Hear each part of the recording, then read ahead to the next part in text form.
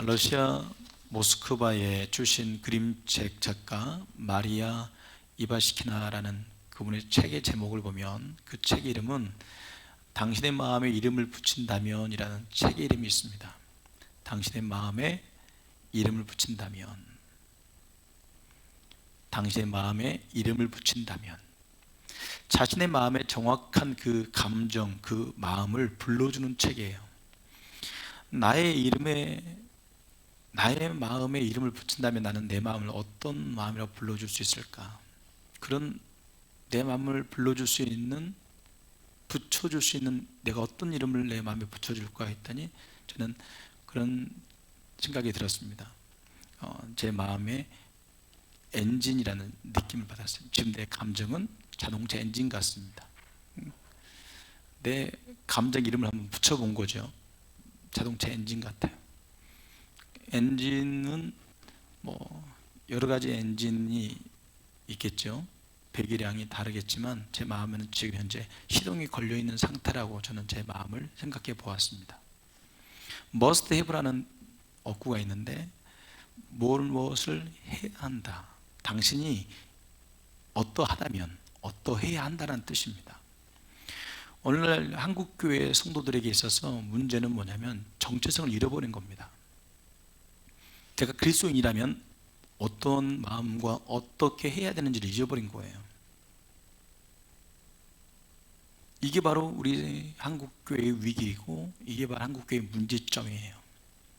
여러 가지 프로그램과 전략을 세우는 것보다 더 중요한 것은 정체성을 상실해버린 거죠.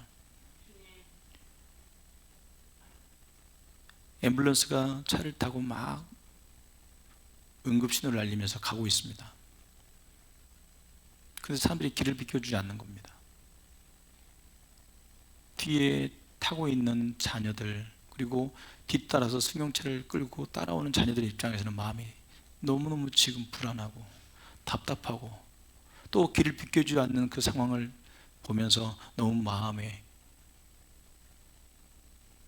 갑갑한 마음, 또 분노, 여러 가지 감정이 복합적입니다. 속이 터질 것 같아요. 근데 앞에 있는 차들이 안 비켜주는 겁니다. 아무리 배를 응급신호를 울려도 이 사람들이 안 비켜주는 거예요. 조금만 사이를 벌려주면 될 텐데 안 비켜주는 거예요. 여러분, 그럴 때 여러분 마음은 어떨 것 같아요? 여러분이 만약에 차가에 있는 사람이라면 여러분도 함께 좀 비켜주지라는 마음이 있을 수도 있어요. 근데 비켜주지 않는 분들이 있어요. 근데 한 차가요 비켜주는 겁니다. 그래서 방향을 틀었어요. 근데 또 이 사람이 또 옆에 있는 사람이 또 안 비켜주는 겁니다. 그래서 간신히 앞차가 가길래 그 사이 중간으로 운전 핸들을 틀어서 딱 들어갔는데 뒤에서 택시가 받는 거예요. 전혀 받을 거리도 아니고, 가만히 있으면 응급차가 오면 가만히 있으면 되는데 뒤에서 와서 그냥 자기 와서 받는 거예요. 받아가지고 이 택시기사는 이 응급차가 진짜 응급차가 아니라고 생각한 거예요.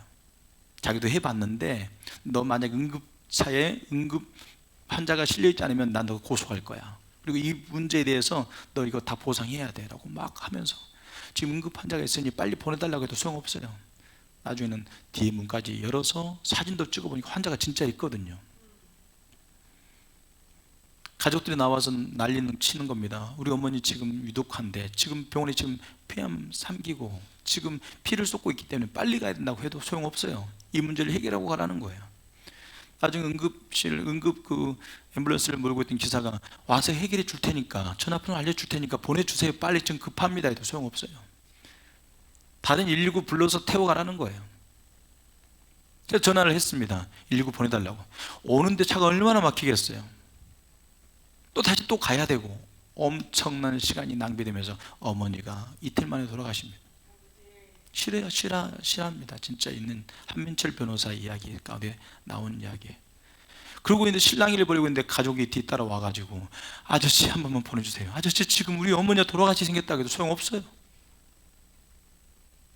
어머니가 돌아가시게 생겼다고 이제 병원에 의식을 잃고 피를 쏟고 있는데 이 택시기사가 안 놔주는 거예요. 여러분 어떻습니까? 이 말을 들었을 때 여러분 마음이 어때요? 어떻게 그런 사람이 있을 수 있을까요? 사람이 아니죠. 그런 생각이 드시나요 혹시? 그런 생각 혹시 드시나요? 아니면 안타깝습니까? 아니면은 그럴 수도 있지. 별 사람 다 있어. 이 정도에. 별 사람 다 있어. 그럴 수도 있는 거지 뭐. 일진이 사나웠네. 정말 나쁜 사람 만나버렸구나. 이렇게 생각하는 사람이 있는가 반면에 어떤 사람은 가슴에서 갑자기 분노가 올라오는 사람도 있을 거고, 해대도 너무한다는 생각이 들 수도 있고. 근데 여러분, 우리 이런 감정, 우리가 느끼는 이 감정을 넘어 가족들은 어떻겠어요?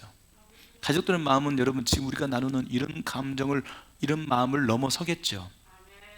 사람의 마음은요 이렇게 분명합니다. 사람의 마음은 내 관계와 또 나의 어떤 위치와 나의 정체성과 또 나와 얼마만큼의 사귐이 있느냐에 따라서 우리 마음은 작동이 됩니다.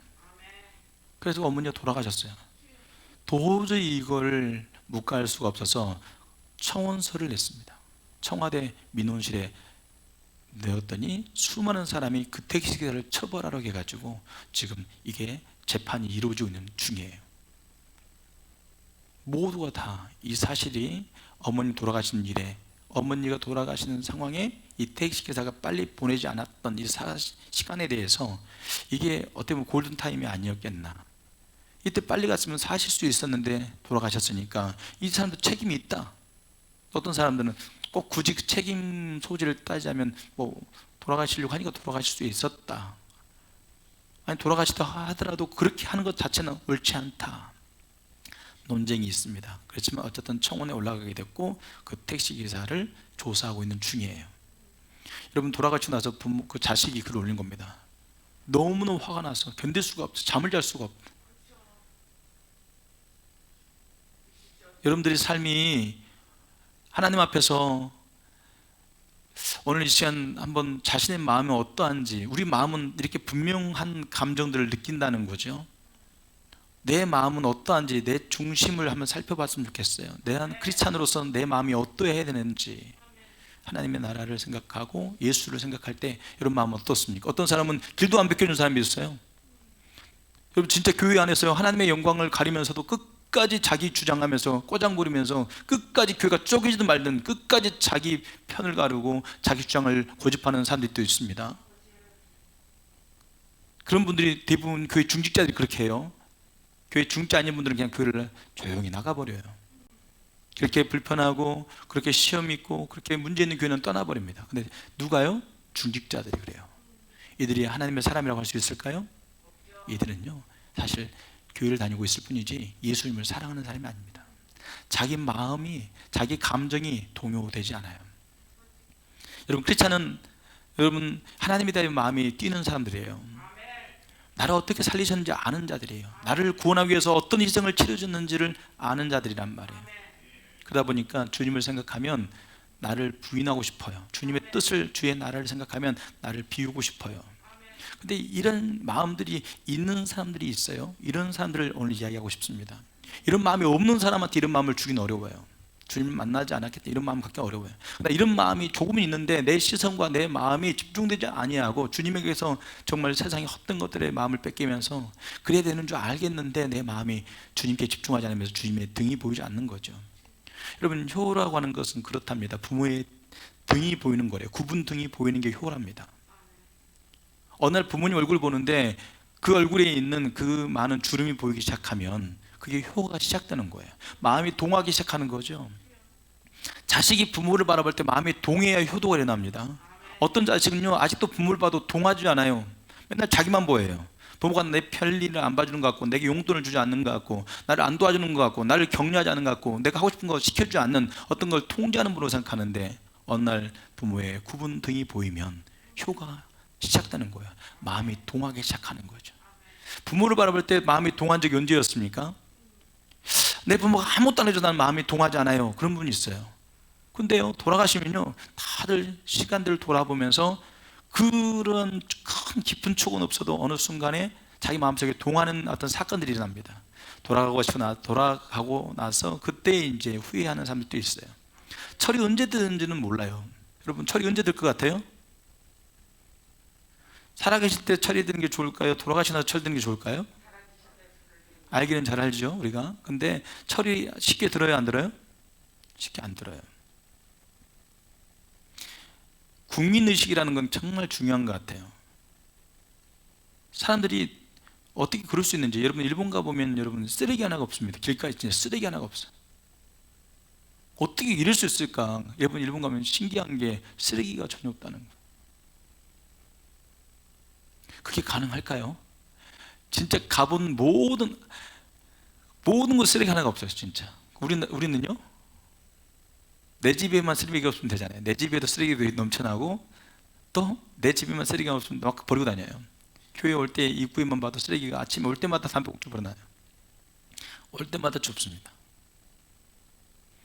일본 사람들은 버리지도 않고 또 쓰레기가 없으니까 줄 일도 없어요.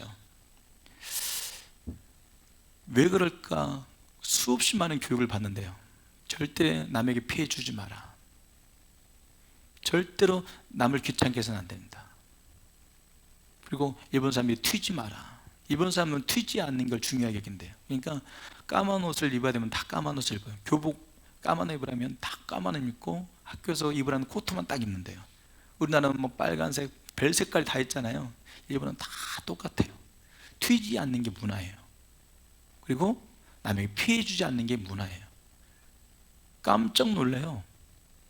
우리는 막 특별한 어떤 행사를 해야 깨끗해지잖아요. 대청소해야 우리는 깨끗해지잖아요. 그리고 그 다음 주에 보면 다시 원래대로 돌아가요. 일본은 평상시 매일매일 대청소한 것처럼 골목에 정말로 이렇게 뭐 쓰레기 하나, 담배꽁초 하나 없어요. 꿈이 있는 교회 성도들의 삶 가운데 어떤 의식들, 어떤 정체성에 합당한 어떤 행동들이 분명하게 자리 잡았으면 좋겠는데, 그 시작이 뭘까요? 마음이라고 생각합니다. 오늘 여러분 앰뷸런스를 타고 가고 생각해요. 우리 꿈이 있는 교회가 지금 앰뷸런스를 타고 지금 이 막혀있는 시간을 뚫고 지금 가려고 합니다. 앞이 보이지 않습니다. 앞이 어떻게 뚫고 나가, 길이 보이지 않습니다.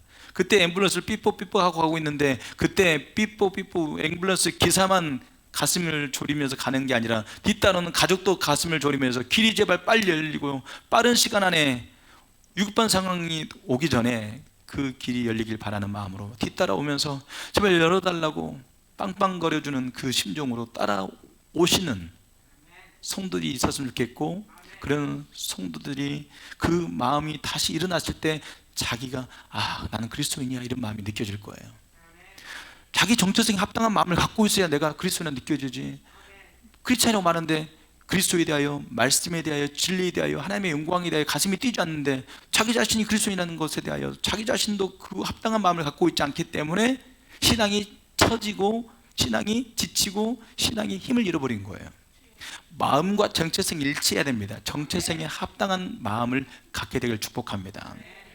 우리가 이 땅을 살면서 이 마음, 이 중심 굉장히 중요해요. 사람이 이 땅에 살아가면서 내 중심에 어떤 정해진 마음을, 분명한 마음을, 합당한 마음을 갖고 사는 건 정말 축복이라고 생각합니다. 행복해요. 여러분 다윗의 아내가 누구죠? 첫 번째 아내가 누구였습니까? 미갈이었습니다. 미갈이었는데 다윗이 골리앗을 이겼을 때 사울 왕이 자기 딸을 준 겁니다. 그래서 결혼을 했어요. 미갈이 다윗을 사랑했습니다. 사랑했는데 다윗도 미갈을 사랑했고 첫 번 결혼이었어요. 근데 사울 왕이 다윗을 미워하는 거예요. 어떻게든 죽이려고 합니다. 그리고 다윗이 사울 왕이 죽이려고 하니까 도망쳤어요. 도망친 사이에 자기 딸 미갈을 다른 남자한테 시집 보내버립니다. 한 10여 년쯤 되었어요. 도망치고 와보니까 발디라는 사람에게 미갈이 시집가 있는 겁니다. 아버지가 보냈으니까 간 걸까요? 우리 아버지가 왕인데, 아버지가 시켰으니까 내가 결혼한 거예요. 그럼 꼭 결혼을 했어야만 했나요?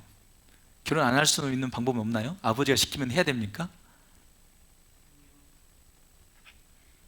여러분들은 그게 어떻게 생각되는지 모르겠지만 고무신을 거꾸로 신는 거라고 저는 생각합니다. 그렇게 다윗을 사랑했고, 자기 아버지가 죽이려고 할 때 창에다가 줄을 내려가지고 도망가게도 해주었어요. 거의 한 10여 년을 기다렸어요. 근데 한 10여 년 지나고 나서는 다른 남자한테 시집 가버려요. 미갈의 마음에는 다윗을 향한 정한 마음이 없었습니다. 다윗이 이제 피파의 시간, 광야의 시간이 끝나고 왕이 데려갈 때 다윗 왕이 발디에게 내 아내를 보내라고 이야기해요. 거꾸로 고무신 치는 여인에게 자기가 광야에서 도망자 신세에서 부른 게 아니라 왕이 되고 잘 나갔을 때 미갈을 다시 내 아내로 맞이하겠다고 불러대니까 발디가 울면서, 발디가 이제 미갈을 사랑하는 거죠. 못 보내준다니까 왕이 군사된, 너 죽을래? 따라오지 마. 따라오면 죽인다니까 먼 발치에서 울고 있어요. 근데 미갈이 어때요? 미갈이 어떻게 해요? 좋아가지고 막 춤추고 따라옵니다. 좋아가지고 다시 궁정으로, 왕비로 돌아간다 하고 좋아서 따라옵니다. 정말 정함 없는 여인은 그래요. 근데 이 정함 없는 여인이요, 나중에 보면 다윗 왕이 막 여호와 법궤 앞에서 마음을 정하고 예배하니까요, 남들이 눈치 안 보는 거예요, 여러분. 애기 엄마들이 여러분 버스에서 아니면 뭐 기차에서 아이들 갑자기 배가 고프다면 갑자기 젖을 먹이잖아요. 젖을 물리잖아요. 그럼 그거에 대해서 흉보는 사람 아무도 없어요. 뭐 공공장소 왜 저러냐고 하는 사람 아무도 없단 말이에요. 그리고 엄마도 마찬가지, 그런 거에 부끄러워 여기지 않아요. 내 아이가 지금 배고파니까. 다윗 왕은 정한 마음을 가지고 하나님을 예배하고 하나님 법궤 앞에서 춤을 춥니다. 이스라엘 백성들이 보든 말든, 여러분 춤추는 게 쉬운 게 아니에요. 여러분 한번 여기 계시면 춤추라고 하면요, 춤추는 거 굉장히 어색합니다. 음악 한번 틀어줄게. 한번 춤 한번 춰보실래요? 춤추는 거 여러분 음악 아무리 신나는 노래 나와도 춤추는 거 굉장히 어색하다고요. 근데 다윗 왕이 그 법궤 앞에서 춤을 추기 시작해요. 춤을 추기 시작하는데 바지춤이 흘러내리는 거예요. 그걸 보니까 미갈이 뭐라고 그래요? 왕이 어떻게 채신머리 없이 백성들 앞에서 춤을 추다가 바지가 내려갔습니까? 이렇게 하니까 내가 계집종한테 이런 소리 들을 필요가 없다. 나는 여호와 앞에서 내가 춤을 춘 거지 내가 나한테 이런 소리를 내가 들으려고 한 게 아니다 하면서 그 말에서 딱 잘라요. 근데 하나님이 그 순간 어떻게 했냐면 그 미갈의 태음을 닫아버립니다. 여러분 하나님 앞에서 기뻐하고 하나님 앞에 예배할 수 있길 바랍니다. 하나님 앞에 예배하는 내 모습을 바라보면서 이게 남들이 봤을 때 어떻게 볼까? 채신머리 없다고 보이는 거 아닐까? 이런 생각하는 사람도 미갈과 똑같은 마음이에요. 하나님 앞에서는 즐겁게 예배해야 됩니다. 하나님 앞에서는 즐거이 하나님을 기뻐하며 예배해야 될 줄 믿습니다. 혹시 유아실 소리가 나갈까? 체크가 됐나? 오늘 처음이라 믹서기 여러 가지 부분들이 이제 점검할 게 많고, 또 이게 디지털이다 보니까 이게 엄청 공부를 많이 해야 됩니다. 믹서기 아날로그는 그냥 음만 올리면 되는데 안 들리죠? 유아실 소리가 안 나가고 있다고 그래요. 저런 부분들도 놓치고 있는 부분이고, 그러니까 공부할 게 정말 많고 다음 주까지 좀 완벽하게 숙지했으면 좋겠습니다. 자, 정함 없는 그리스도인들은 어떤 사람과 같아요? 미갈과 같다. 결국 정함 없는 여인은 결국은 누굴 향한 정함이죠? 하나님을 향한 정함 마음이에요. 그런데 그 마음이 없으니까 뭐만 생각해요? 왕이 채신머리 없이. 예. 하나님은 없어요. 늘 왕으로서 또 왕비로서 자기 채신만 생각하는 겁니다. 누굴 향한, 하나님을 향한 정한 마음을 가지고 하나님을 기뻐하고 하나님을 예배하는 게 아니라 늘 내 채신머리만 생각하는 거예요. 교회 안에서 와서 하나님을 생각하는 게 아니라 내 채신머리, 내 자존심 생각하는 사람이 있어요. 거의 정함 없을 겁니다. 그리고 당연히 그 사람은 정함이 없을 수밖에 없어요. 여러분 지난날 돌아오면서 살아오면서 정한 마음으로 살아온 시간이었던 것 같습니까? 아니면 정한 마음 아닌 그냥 내 중심에서 내 채심, 내 자존심, 내 어떤 위치, 남들한테 어떤 인정을 받을 거, 나의 시선, 남의 시선을 의식하고 살아왔던 신앙생활이었습니까? 점검해 보시기 바랍니다. 시편 78편은 오늘 본문에 보면요, 이스라엘 백성들이 하나님이 그렇게 출애굽시켜서 그대로 광야에서 가나안으로 이끌어가고 있는데 하나님이 우리에게 식탁을 주시겠느냐, 하나님이 우리에게 고기를 먹이겠느냐 하면서 하나님을 막 원망하고 의심합니다. 근데 하나님 뭐라고 말씀하시면 너는 여호와를 구원으로 의지하지 않았다, 믿지 않는구나 하고 실망하십니다.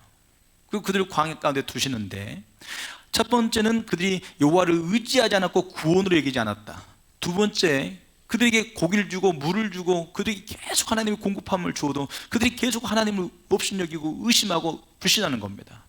그래서 왜 그들이 그렇게 하나님을 의심하고 불신했는지에 대해서 성경은 뭐라고 말하냐면 그들은 하나님 앞에 정한 마음이 없었다고 나와요. 37절에 그들은 여호와 앞에 정함이 없었다. 정한 마음이 없으면 여러분 그런 일들이 일어난다는 거죠. 그래서 그들이 언약에 대하여, 하나님께 대하여 성실하지 않았습니다. 여러분, 정한 마음이 없는 사람은 하나님께 대하여 신실하지 않습니다. 언약에 대하여 신실하지 않습니다. 근데 어떤 분들은 정한 마음을 가지려고 그러는데 그냥 정한 마음에 집중하는데, 이게 누구에 대한 거냐면 하나님에 대한 거예요. 그러니까 하나님과의 인격적 관계가 맺어지지 않는 사람은 정한 마음을 이해할 수가 없습니다. 그러니까 인격적인 관계를 맺고 정한 마음이 준비되어지면 하나님은 그들에게 압도적인 승리를 부르십니다. 오순절 마가의 다락방에 여러분, 예수님이 끌려가셨어요. 그 다음에 십자가 못 박혀 죽었습니다. 예수의 제자로서 살아간다는 건 핍박이 각오된 삶이었어요. 500문도가 예수님의 부활을 보아요. 그런데 380명이 도망가요. 몇 명이 남냐면 120명이 남습니다. 그들이 마가의 다락방에서 예수님 부활 이후 40일이 끝나고 10일 동안 부활하신 주님께서 약속하신 성령을 보내줄 테니까 기도하라고 그러니까 그들이 10일 동안 깨어서 기도합니다. 마가의 다락방, 여러분, 외곽에 있는 기도원 산의 꼴짝에 있는 게 아니라 마을 중심에 있어요. 그게 번화가 핵심이에요. 그러니까 쉽게 말하면 번화가 외곽 동네가 아니고 번화가의 핵심 동네에서 여러분 120명이 모였다면 여러분 엄청난 숫자죠. 우리 교회에 120명이 모였다 해도 엄청난 숫자가 들어오고 왔다 갔다 하는 거라고요. 120명이 모여서 10일을 기도합니다. 음식은요, 아침, 점심, 저녁으로 식사를 해야 될 것이고, 또 120명 모여서 기도하고 있어요. 그럼 여러분 웅성거리겠죠. 다른 사람들이, 외부 사람들이 알 수 있겠죠. 뭔가 모여서 하고 있다는 걸 알 수밖에 없고, 그 당시 지금 예수님이 잡혀서 십자가에서 죽으신 상황이었기 때문에 엄청 위험한 상황, 잡히면 같이 또 십자가에 못 박혀 죽을 수 있는 시간이었다고요. 그런데도 그들이 모였어요. 정한 마음이 없으면 모일 수가 없어요. 코로나 상황이니까 교회 오는 거 눈치 보여가 교회 안 오는 사람 얼마나 많았습니까? 눈치 보여서 교회에서 자녀들이 못 가게 못 온다는 거죠. 옆에 아줌마들이 뭐라고 하니 교회 간다고 뭐라 하니까 못 오겠다는 거예요. 또 교회 가냐고 그랬다는 거예요. 왜 코로나 걸리기, 왜 코로나 걸리려고 교회 가냐고 이야기했다는 거죠. 그 눈치 보여서 교회 올 때 어떤 일이 났어요? 시장 바구니에다 성경책 놓는 일이 생겼어요. 성경책 들고 다녔던 사람 성경책을 못 갖고 다니는 거예요. 가방 들어도 까만 가방 매면 이게 교회 간다고 느껴지니까 시장 바구니에다 성경책 놓고 오는 일이 있었다니까요. 정한 마음을 가지고 있는 사람들은 두려움이 없습니다. 교회 나오는 것도 중요하지만 내 마음에 정한 마음이었나 생각해 보셔야 돼요. 코로나 기간 동안에 나는 정한 마음인가? 정한 마음을 가진 사람은 보기 어려워요. 여러분, 500명이 예수님의 부활을 봅니다. 여러분, 하늘로 승천하는 거 보는 거예요. 여러분, 이런 기적을 봤다면 여러분 어떠시겠어요? 제가 여기서 지금 올라가, 제가 지금 마징가처럼 제가 쫙 올라가는 거예요. 여러분, 안녕히 계세요 올라가는 거예요. 그럼 여러분 그걸 봤어요. 그러면 올라갔으면 어떤 일이 날까요? 그거 제가 그러는 거예요. 예수님 반드시 오십니다. 예수님은 반드시 오실 거니까 여러분 믿음 잘 지키다가 우리 꼭 믿음 변치 않고 꼭 천국에서 봅시다 하고 제가 휴거가 지금 올라가는 거예요. 그럼 여러분들 믿음 지킨다 안 지킨다? 저는 올라가고 여러분 남았어. 얘를 이제 너무 부정적으로 드는 것 같아서 미안한데, 제가 이제 갑자기 설교 중에 휴거가 됐어. 짠! 사라졌어. 그럼 깜짝 놀라는 거야. 그리고 이게 바로 성경이 말하는 휴거구나 하고 깜짝 놀랐어요. 그럼 여러분 이제 남은 시간 어떻게 믿음 지키려고 애쓴다 안 쓴다? 신기가 목사님 갑자기 이 시간에 설교가 갑자기 사라져도 놀라지 마라. 그러면 신기는 어떻게 해야 되지? 진짜로 하나님 말씀처럼 주님이 다시 오시는 게 분명하고 휴거가 분명하다면 이제 신앙생 어떻게 하실 거예요? 이제 지금처럼 똑같이 할 거예요? 제가 휴거된 거 제가 휴거됐어도 똑같이 하면 돼야 안 돼요? 어떤 사람은 지금처럼만 해도 되는 분이 있고 어떤 사람은 지금처럼 안 되는 분이 있다면 뭔가 휴거를 받다면 정신 차려지는 상황이 되겠죠. 예수님이 부활 승천하는 500명이 봤어요. 근데 남아서 기도하는 사람 몇 명? 120명 380명 어디 갈게요? 이런 일이 교회에 일어납니다. 진짜입니다 여러분. 우리는 예수 믿는다고 생각해요. 근데 정한 마음을 간다는 건 여러분 보통 어려운 일이 아니라고요. 정한 마음을 여러분 갖는 거 여러분 쉬운 일일까? 저 한번 생각해 봤어요. 정말 쉬운 일이 아니에요. 이스라엘 백성들이 그 출애굽해가지고 하나님의 능력으로 그들이 광야 가운데 하나님의 역사를 또 매 순간순간 체험하죠. 불기둥 구름기둥 체험하고 만나와 메추라기를 먹으면서도 그들이 모세가 시내산에 올라가 있는 동안에 금송아지를 만들어서 우상을 숭배하기도 합니다. 하나님의 은혜를 잊어버리고 하나님이 지금 불기둥 가운데 함께 있는데도 불구하고 지금 구름기둥이 지금 함께 있어요. 그래도 하나님을 의심하고 그래도 하나님을 믿지 못합니다. 하나님이 이스라엘 백성들에게 이 광야를 통해서 요구했던 게 뭐였냐면 어떤 순간에도 이 광야 가운데서도 하나님 앞에 정한 마음, 그걸 원하시는 거예요. 만나 며칠하기 계속 하나님 주면서 달리는 게 아니라 그 구원의 크신 하나님 앞에 그들이 마음에 정한 마음을 가지고 이분이 나의 하나님입니다, 이분이 나의 구원의 주인님이십니다 라고 고백하고 원하셨는데 그들이 구원의 주를 인정하지 않는 거예요. 만나 없으면 울고, 며칠하게 안 주면 울고, 물 없으면 울고, 맨날 그런 식인 거예요. 하나님 앞에 좀 정함이 없어요. 하나님 그분께 내 인생을 구원을 의뢰하지 않아요. 여러분의 구원을 주께 의뢰할 수 있기를 축복합니다. 내 인생을, 내 미래를, 내 건강을, 내 자녀를, 내 사역을 주께 의뢰할 수 있기를 축복합니다. 주님께 의뢰하세요. 그러면 주님은 내가 믿었는데 10년 믿었는데 왜 안 주실까요? 웃기고 있네. 10년 믿은 게 아니라, 여러분, 그는 정함으로 믿은 게 아니에요. 종교적으로 10년 버틸 수 있어요, 여러분. 진짜 정한 마음을 가지고 예수 믿는 사람하고요, 종교적으로 10년 똑같은 것 같지만 주님은 그 정한 마음을 아신다니까요. 정한 마음을 가진 사람은요 11년째도 믿어요, 20년째도 믿고요, 30년째도 믿어요. 약속이 이루어지지 않았다는 것에 마음을 두지 않아요. 하나님을 계속 신뢰해요. 근데 어떤 사람은, 정한 마음이 없는 사람은 내가 10년 믿었는데, 20년 믿었는데, 30년 왜 지금까지 복이 안 왔지? 꼭 이렇게 이야기합니다. 여기에서 응답이 오지 않는다는 이야기 하고 싶은 게 아니라, 응답은 오는데 응답을 하나님께 올려놓아요. 아브라함이 이삭을 받으려고 그의 약속을 붙들고 애굽 갈대아 우르를 떠나죠. 근데 갈대아 우르라는 이 말에는요, 우르, 떠나다는 뜻이에요. 우르라는 말이 우리는 지명으로 알고 있잖아요. 갈대아 우르에서 떠났다라 해서 우리는 갈대아 우르가 지명도 있어요. 근데 우르가 떠남이라는 뜻이 있어요. 하나님의 약속을 믿고 떠났던 거예요. 떠나서 그가 25년의 시간들 속에 하나님의 약속을 받게 되고 이삭이 주어지는데, 다시 하나님이 그 이삭을 내놓으라니까 내놓아요. 여러분, 내놓을 것 안 줬다고 하나님께 결국 내어드릴 건데 이걸 안 줬다고 의심할 필요 있어요, 없어요? 잘 생각해 봐요. 결국 이 이삭을 기대하고 하나님을 믿었는데 나중에 하나님 그 이삭을 다시 내놓으라니까 내놨어. 내가 응답 받으려고 그래. 그 응답을 내가 받았어. 근데 하나님 그걸 다시 내놓으래. 근데 이거 안 받았다고 이것도 갖고 원망하고 의심할, 결국 뭐냐면요, 하나님이 내게 약속하신 것도 잘 보시면요, 결국은 하나님 그분이 나에게 전부이고 하나님 앞에 내 인생을 내어드릴 수 있는 이 정한 마음을 받으시려고 그러는 거예요. 결국 신앙생활은요, 응답받는 게 아니라 정한 마음을 원하시는 거라. 정한 마음. 이 정한 마음을 갖게 되는 거. 그러니까 지금 우리가 사역을 크게 했어요. 하나님 갑자기 사역을 내려놓고 선교사로 가면 내려놔야 되는 거예요. 근데 뭐라고 사역 그럴 필요가 뭐가 있어요? 내가 100억 부자가 되고 싶어요. 100억 달러 하나님이 100억을 줬어요. 근데 100억 내놔라 그래요. 그럼 100억 드려야 돼. 근데 100억 못 내놔. 그리고 하나님이 주신 거 응답 받아가지고 고개 등을 돌리면 이 100억이 축복이 아니죠. 이삭을 달라고 그렇게 소망하고 25년째도 하나님 나는 아들도 하나 없어요 라고 원망하고 있었는데 하나님 주겠다는 거죠. 결국 주시니까 너무 감사했는데 다시 내놓으라고 그러시잖아요. 내놓으니까 하나님이 됐다 그러잖아요. 여러분, 하나님이 됐다 할 거 알고 여러분 내놓는 거예요? 진짜 가져가시면 어떻게 하려고? 됐다, 네 마음 알았다, 안 줘도 돼, 그럴 것 같아요? 내놔 다. 그럼 내놓을 수 있어요? 아멘 안 하신 분이 있잖아요. 됐다고 하실 것 같아서 알아서 다 드릴 거 있는데 진짜 내놔. 진짜로 순교해. 그러면 어떻게 하려고? 무섭죠? 그러니까 못 내놓는 건데, 여러분 정한 마음을 가지는 순간 여러분 두려움은 사라집니다. 저는요 이거 알아요. 제가 정한 마음을 가져보니까 알게 된 게 뭐냐면 죽음이 안 무서워요. 나는 요즘 즐기고 있어요. 요즘 주사바늘 들어가는 게 난 즐겁더라고요. 뭔가 내 몸속에 뭔가 이렇게 딱 가해지면요, 내가 이걸 즐기고 있어요. 어느 순간 고통스럽지 않아요. 안 아파요.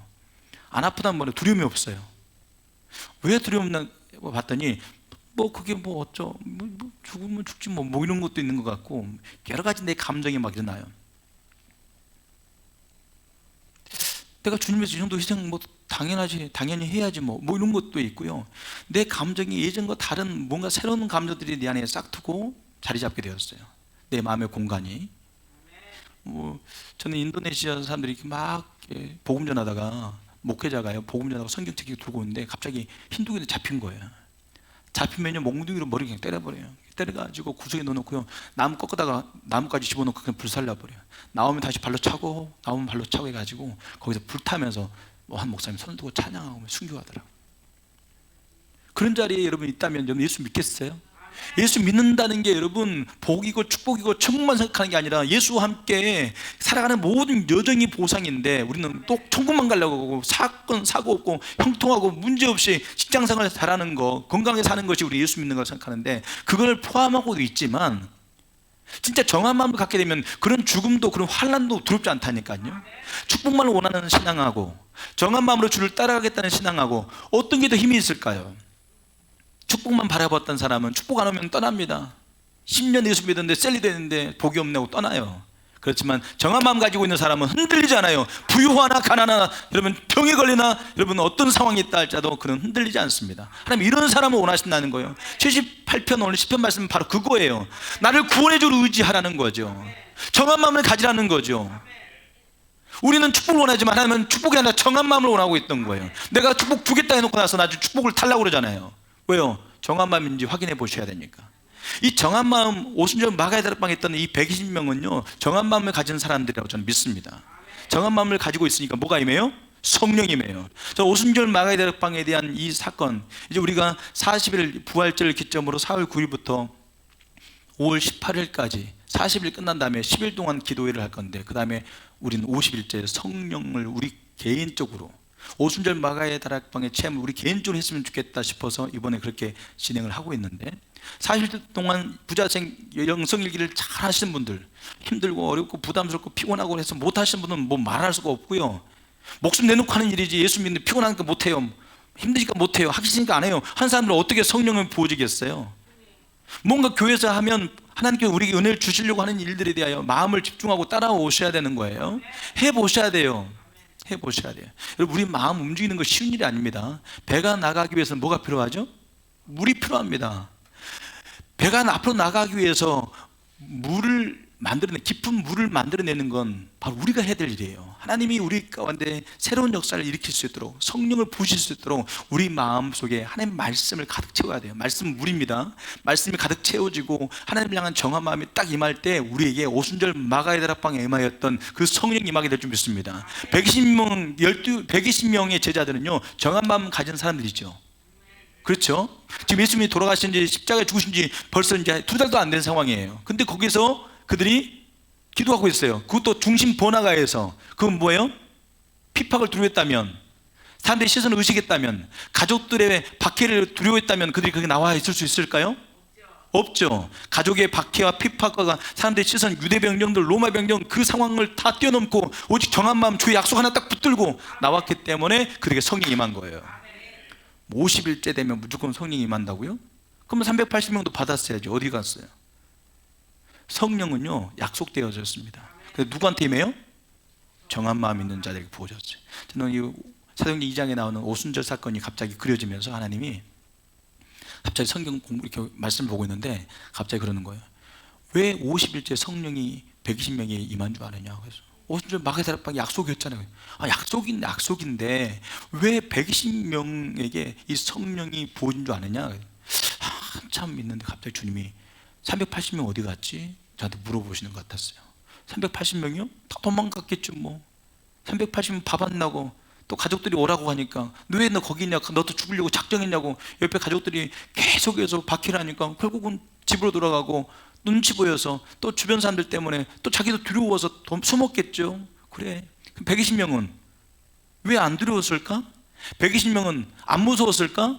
120명은 박해가 없었을까? 가족들이 가 그랬을까요? 너 집에 있는 것보다 거기 있는 게 나아 그랬을까요? 아니죠. 엄청난 박해가 있었겠죠. 근데도 120명이 그 자리에 모여서 여러분 전심으로 기도했어요. 전심으로. 여러분 그냥 모여 앉아가지고 이야기하다가 놀다가 커피 마시고 있는 게 아니라 전심으로 기도했다고요. 이 전심이란 말이 뭐예요? 마음을 다하는 거잖아요. 여러분 정한 마음이었어요. 핍박 가운데 정한 마음이 없으면 기도할 수 없다니까요. 여러분 나와서 10일만 기도해도, 저녁 시간만 나와서 10일만 기도해도 힘들어서 못 나와요. 직장생활 힘들어서 못 나오고, 가족들 눈치 보여서 못 나오고, 거리가 멀어서 못 나오고, 피곤해서 못 나오고, 일이 있어도 못 나오고, 무슨 사업이 있어서 못 나오고, 변명할 게 10일만 해도 못 할 거라고요. 근데 이 120명의 이 제자들이 10일 동안 전심을 기도했을 때 성령이 임했어요. 전 여러분 우리가 이 40일 부자생 캠프를 끝내고 나서, 부자생 영성일기를 끝내고 나서 10일 동안 기도할 때 정한 마음을 가지고 있는 자들에게는 2023년 하나님께서 우리를 통해서 계획하신 그 영광을 나타내시고자 성령을 각 사람에게 보내주실 줄 믿습니다.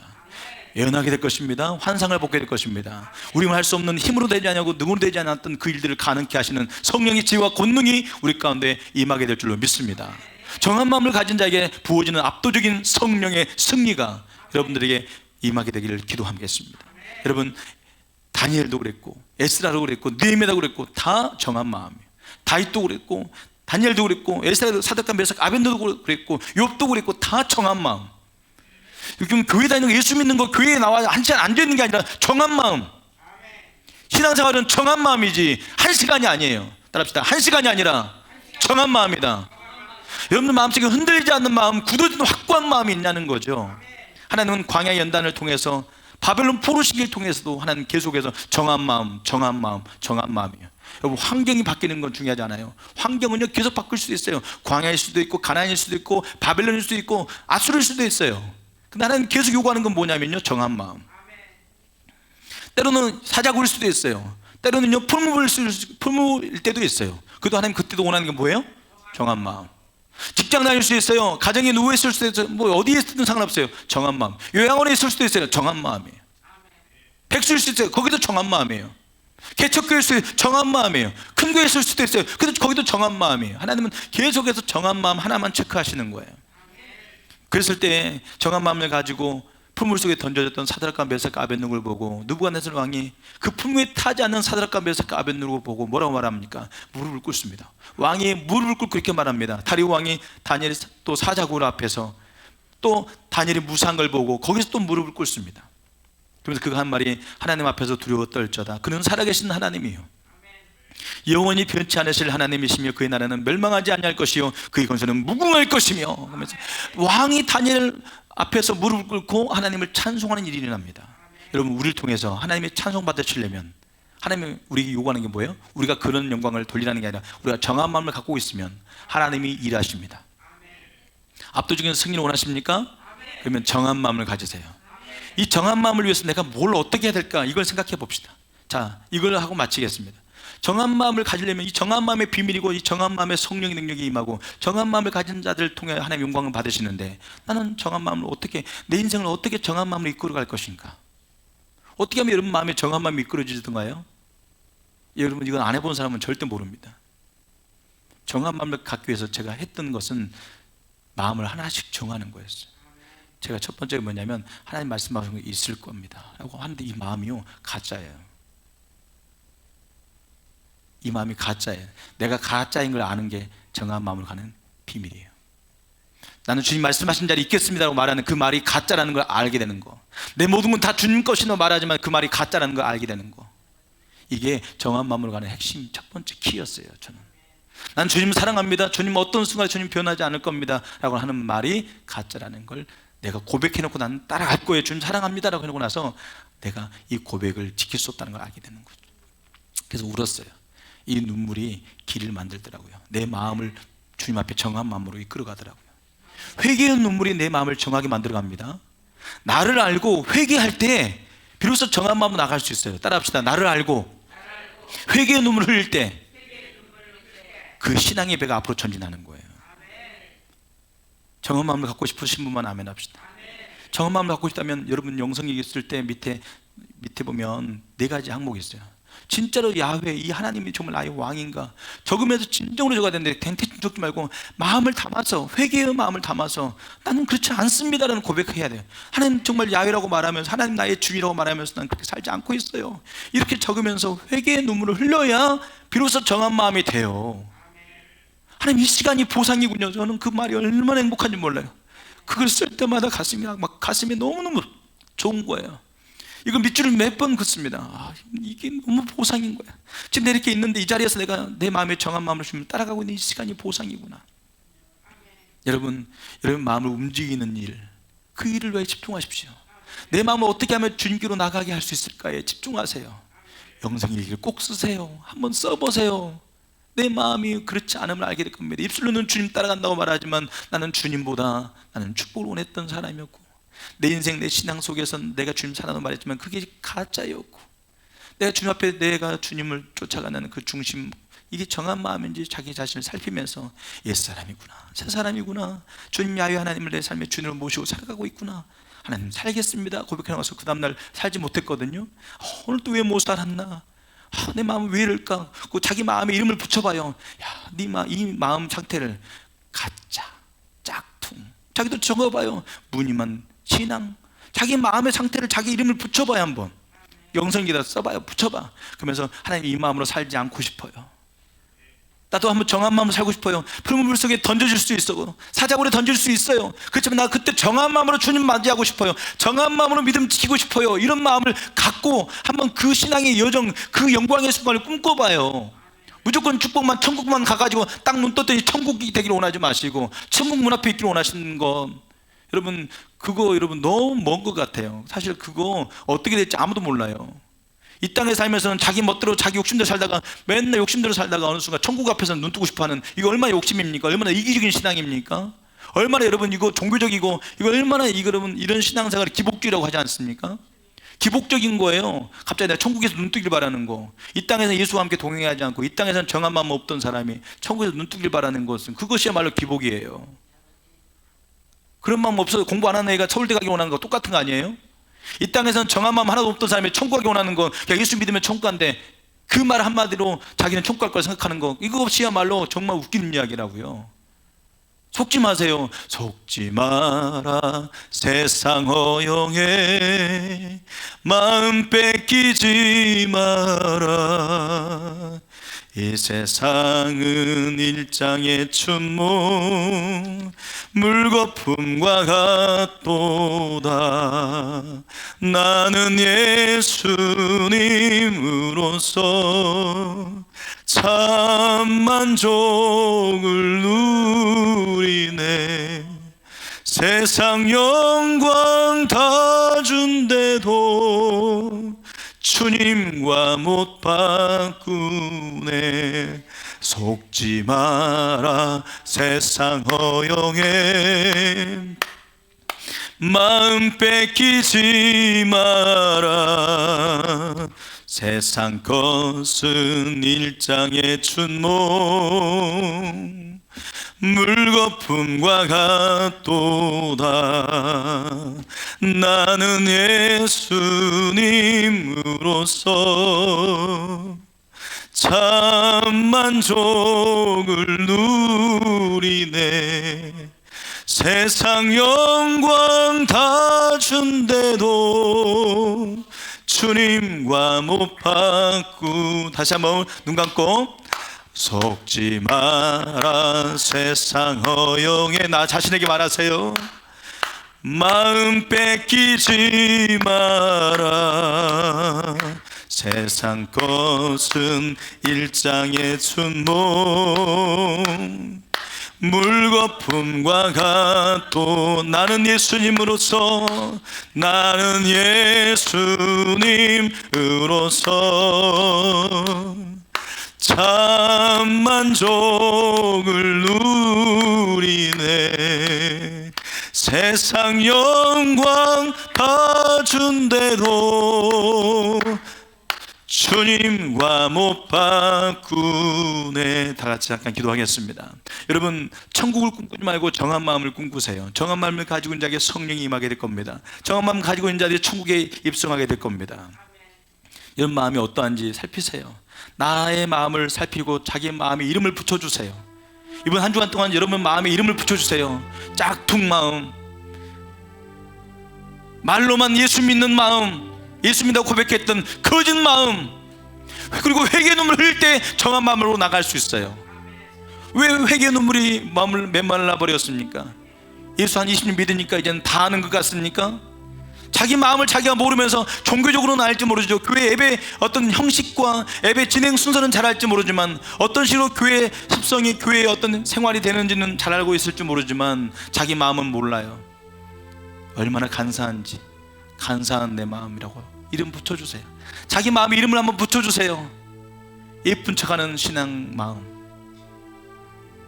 게으르면서도 열심을 품은 척 착각하는 마음, 자기 마음에, 지금 여러분 신앙의 마음에 이름을 한번 붙여주세요. 짧은 시간이지만 여러분의 마음에 정한 마음을 꿈꾼다면, 정한 마음이 내 신앙의 목적이라면, 정한 마음 가진 자가 천국에 가는 거죠. 예수님께 정한 마음 가진 사람들이 천국에 가는 거죠. 말로만 예수 믿고 말로는 천국 가고 싶고 눈 떴을 때 천국에서 눈 뜨고 싶은 마음 다 갖고 있어요. 그건 기복적인 거예요. 그런 사람이 눈 뜨는 게 아니에요. 자기 마음에, 자기 마음 상태에다 이름 붙여주세요. 매 순간순간 이름을 붙여주세요. 그리고 회개의 눈물을 흘릴 때 여러분 정한 마음을 갖게 될 것이고, 우리가 이 40일 끝내고 나서 50일째 정한 마음을 가지고 우리가 합심으로 기도할 때 하나님께서 우리에게 각 사람에게 성령을 오순절 마가의 다락방에 했던 그 놀라운 체험으로 함께 해 주실 것입니다.